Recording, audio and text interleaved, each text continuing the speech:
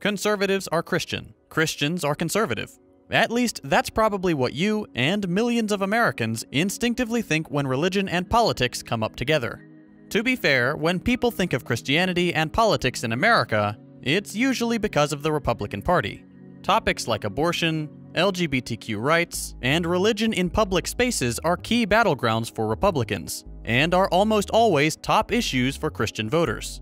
For years, the Republican Party has worked very hard to make sure that when you think of a controversial religious topic, they are the party on the Christian side.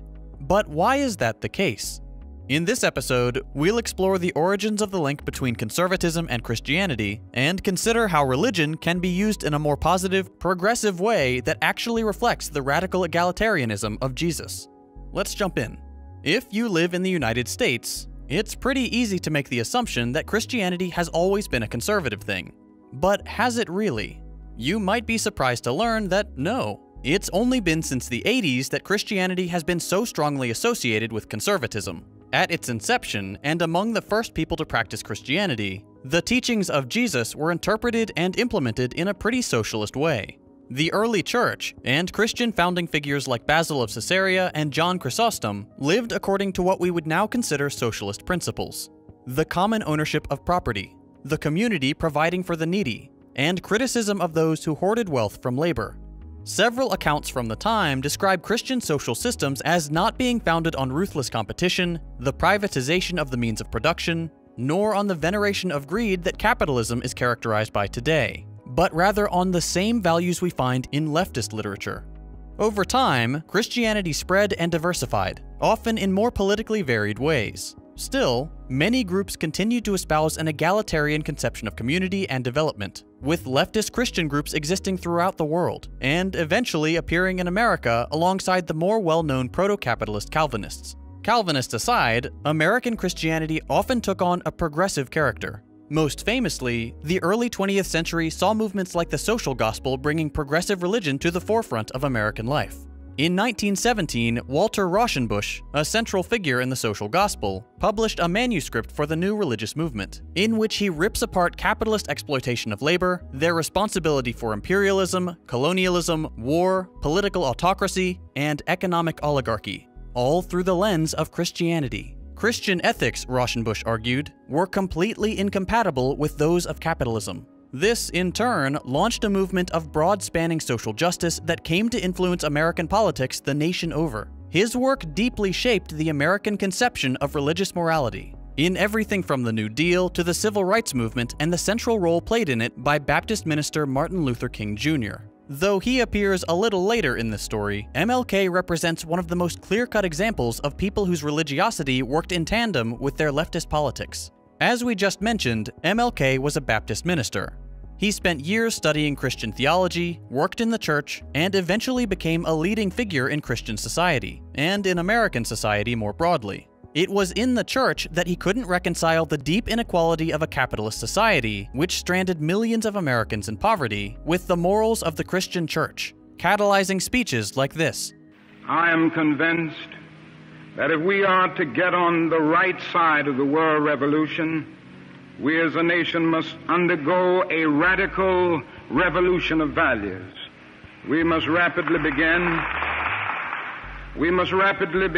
the shift from a thing-oriented society to a person-oriented society, when machines and computers, profit motives and property rights are considered more important than people.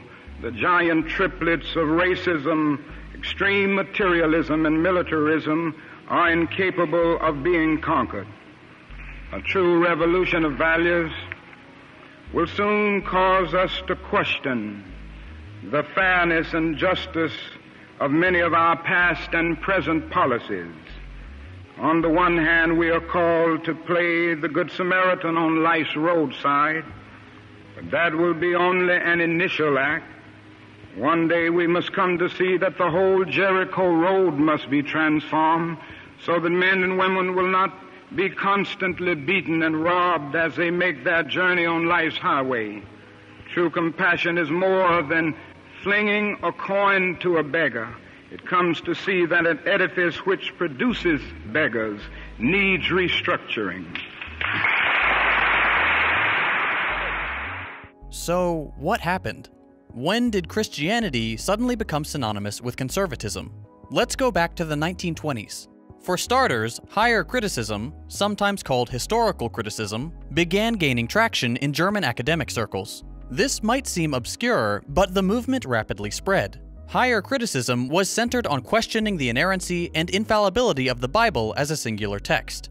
Scholars started asking more profound questions about the Bible, like when was it written, by whom, and how soon after the events that it relates. The answers were not always in line with what Christians had been hearing at church. Essentially, these were the kinds of questions that started creating fissures among Protestants between those who saw the Bible as infallible and rejected any critique or critical observation of its nature, and those who integrated emerging science into their faith. This split manifested all over the Christian world, particularly as Darwin's theory of evolution began being taught in public schools. It all came to a head in what became known as the Scopes monkey trial. In this historic legal case, high school teacher John T. Scopes was accused by the state of Tennessee of teaching the theory of evolution, thereby denying the biblical origins of man in a public school classroom, something which the state had outlawed earlier that year in 1925. This case blew up, attracting attention from media all over the country in what became the battle between fundamentalist Christians, who held on to creationism, and modernist Christians, who integrated scientific progress into their faith. Scopes lost the case, but it didn't matter. The schism between the progressive, mainline Protestants and the conservative, white evangelical Protestants was complete. Most importantly, the trial pushed conservative evangelicals into mass media. Up to that point, conservative Christians largely saw themselves as losing the war of hearts and minds, with progressive policies and progressive Christians alike growing in number and influence around the country. The trial showed them it didn't have to be that way.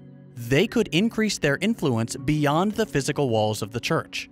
Enter Amy Semple McPherson and her conservative Christian media. Born in October 1890, McPherson got her first exposure to Christian fame when she publicly questioned the validity of evolution as a high schooler. This public gesture garnered the attention of her native Canada and its burgeoning anti-evolution movement, setting her along a pretty unique path for her time: conservative Christian celebrity. Not long after her first brush with fame, McPherson began evangelizing and eventually moved to Los Angeles. There, among the Hollywood crowd, McPherson tapped into her power as a charismatic speaker and soon after into the growing power of radio. McPherson chained together sermons with magazines, plays, and most importantly, radio shows, garnering massive audiences in Hollywood and around the country. It's hard to overstate the power that McPherson's sermons had on conservative Christianity. Not only did she practically create the concept of televangelism, her fame simultaneously brought about the first American megachurch, bringing in tens of thousands to a new era of Christianity, all the while knotting together conservatism with the more typically progressive faith. This was very apparent in McPherson's sermons, in which she often painted an America under attack by foreign forces, immigration, evolution, and, most terrifying of all, the growing atheistic, godless communist movement taking root domestically and abroad. In McPherson's sermons, the United States was enshrined as the last bastion of faith on the planet, and it was the duty of American Christians to defend their faith against the spread of what they perceived to be an amoral system of belief not founded on the Word of God. Specifically, McPherson warned her audience of what she believed to be the ultimate goal of communism: overthrowing the US government and, in the process, destroying its supposed Christian roots. The United States, she believed, had been uniquely blessed by God for its Protestant piety, for which it had been rewarded with prosperity and relative domestic peace. A communist attack would upend this blessing, and so McPherson desperately fought to ensure it would never come to America. Around this time, American patriotism became firmly entangled with Christianity, with evangelists in McPherson's circle saying that acts like refusing to salute the American flag were not only unpatriotic, but also somehow unchristian. Immigration, too, became tangled in this imagery. Older, whiter, more Protestant immigrants were seen as good and assimilated into the fabric of the United States, whereas the new, non-white, oftentimes Jewish immigrants brought with them anti-American and anti-Christian communist and atheist values. All the way back in the 1940s, McPherson's sermons sounded exactly like the Trumpist rhetoric we see today. In a speech that crystallized this new era where patriotism, xenophobia, anti-Semitism, conservatism, and Christianity merged, McPherson said, If they do not like our Constitution, if they do not like the Bible of America, and the fact that this is a Christian nation born and steeped in Christianity, we can escort them to the waters and say, goodbye, go back to your own land. No hard feelings, but we won't have you here.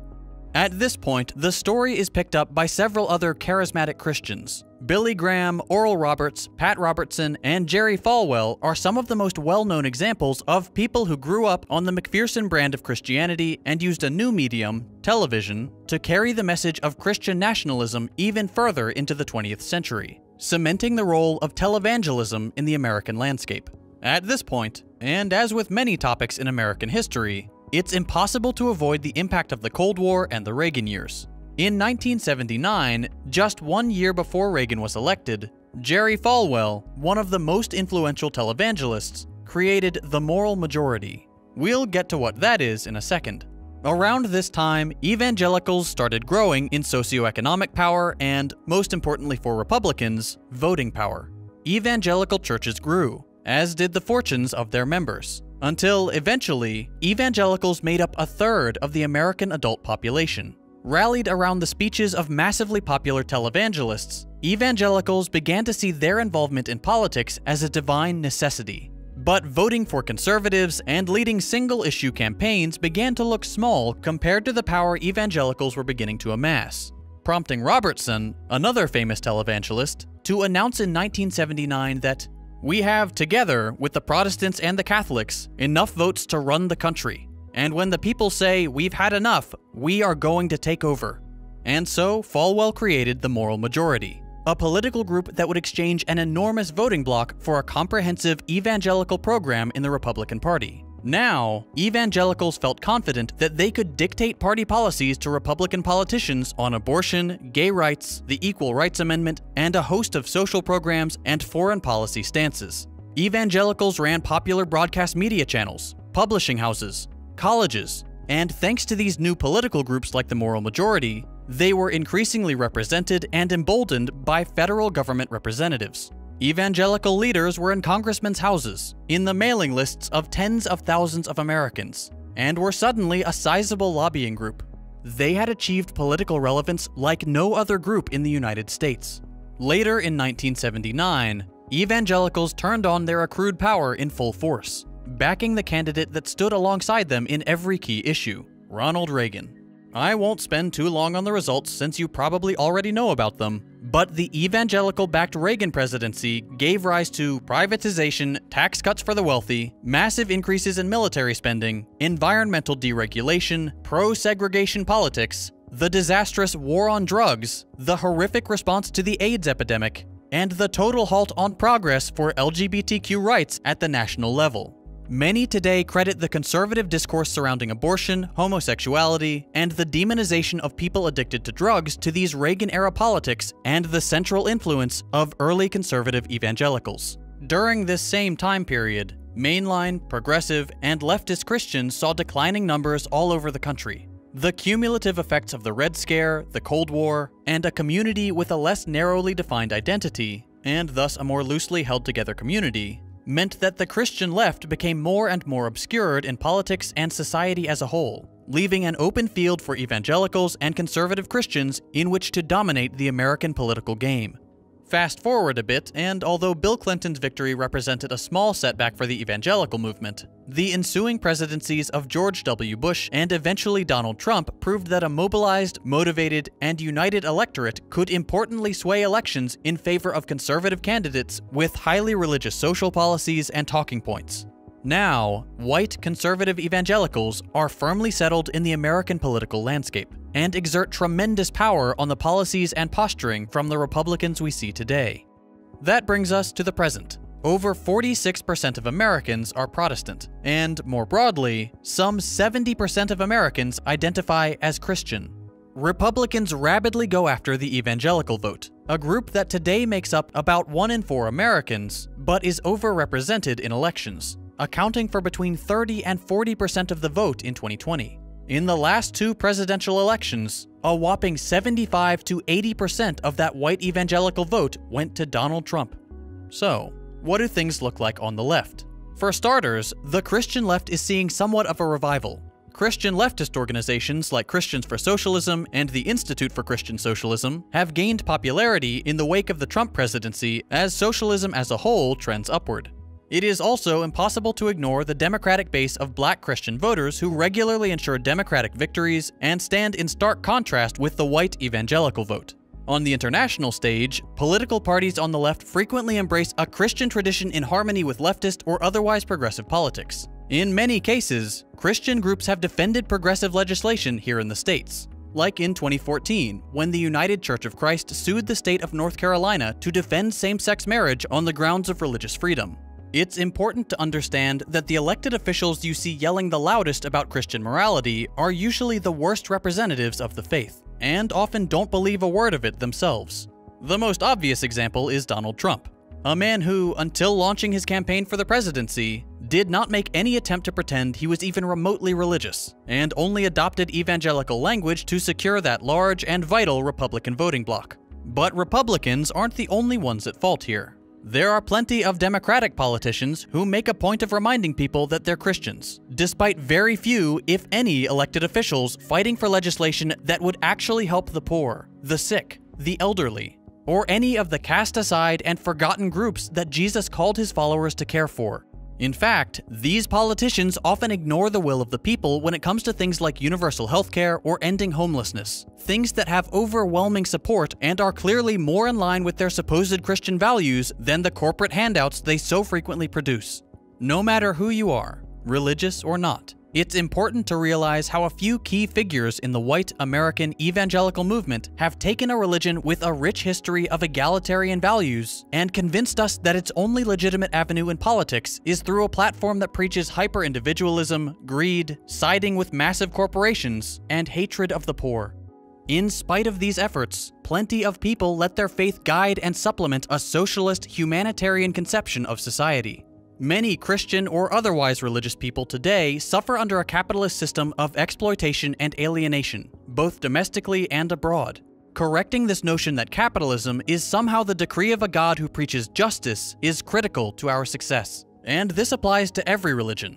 I've interacted with countless socialists online and in person, and the Christians, Muslims, Buddhists, all the religious socialists have been among the most devoted to actually caring about improving the material realities of their fellow human beings. Regardless of what you think of religion as a whole, regardless of whether you consider yourself a religious person, we need to realize that the American version of Christianity has been co-opted and perverted for devious ends. The Christianity of modern-day white evangelicals bears no resemblance to the radical teachings of Jesus. If religious Americans truly want their faith to be a force for good, they must take their religion back from those who have turned it into a weapon of evil.